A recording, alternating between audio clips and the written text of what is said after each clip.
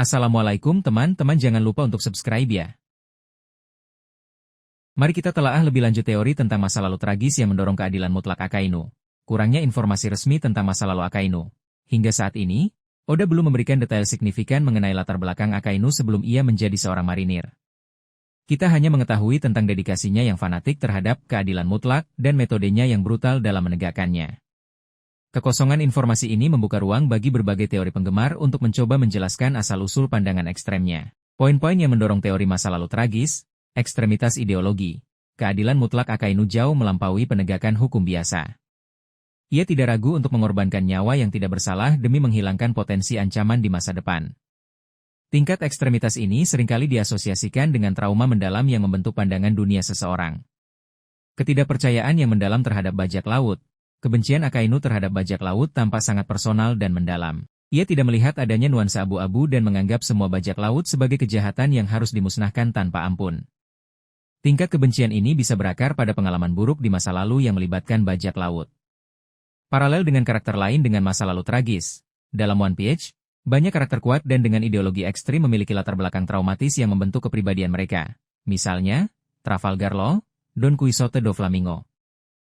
Teori ini mengikuti pola naratif yang sudah ada dalam cerita. Potensi skenario masa lalu tragis. Berikut beberapa kemungkinan skenario masa lalu tragis yang mungkin dialami Akainu. Serangan bajak laut. Akainu mungkin menyaksikan secara langsung serangan brutal bajak laut di kampung halamannya, yang menyebabkan kematian orang-orang yang dicintainya, keluarga, teman, atau mentor. Pengalaman ini bisa menanamkan rasa takut dan kebencian yang mendalam terhadap semua bajak laut. Pengkhianatan oleh bajak laut. Mungkin Akainu pernah mempercayai atau bahkan berinteraksi dengan bajak laut di masa mudanya, hanya untuk dikhianati dengan cara yang menyakitkan. Pengkhianatan ini bisa menghancurkan kepercayaan dirinya dan membuatnya melihat semua bajak laut sebagai entitas yang tidak dapat dipercaya. Kegagalan melindungi. Akainu mungkin pernah berada dalam posisi di mana ia tidak berdaya untuk melindungi orang lain dari kekejaman bajak laut. Rasa bersalah dan frustrasi atas kegagalan ini bisa membuatnya bertekad untuk memastikan bahwa tidak ada orang lain yang mengalami nasib serupa, bahkan jika itu berarti mengambil tindakan ekstrim. Indoktrinasi sejak dini.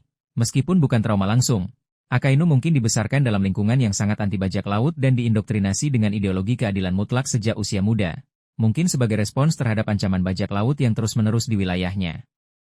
Dampak masa lalu tragis pada karakter Akainu. Jika teori ini benar, masa lalu tragis Akainu akan memberikan lapisan kedalaman pada karakternya, memanusiakan antagonis. Meskipun tindakannya brutal, mengetahui asal-usul pandangannya bisa membuat penggemar memahami, bukan membenarkan, motivasinya. Ini akan membuatnya menjadi antagonis yang lebih kompleks dan menarik. Konflik internal. Mungkin ada sisa-sisa trauma di masa lalunya yang sesekali muncul dan menciptakan konflik internal dalam dirinya, meskipun ia berusaha keras untuk menyembunyikannya di balik topeng keadilan mutlak. Potensi titik lemah. Masa lalu tragisnya bisa menjadi titik lemah yang dapat dieksploitasi oleh karakter lain, terutama mereka yang memahami penderitaan dan kerugian. Meskipun masih berupa spekulasi, teori tentang masa lalu tragis Akainu memberikan penjelasan yang masuk akal untuk ideologinya yang ekstrim dan menambah dimensi psikologis pada salah satu antagonis paling kuat dalam One Piece.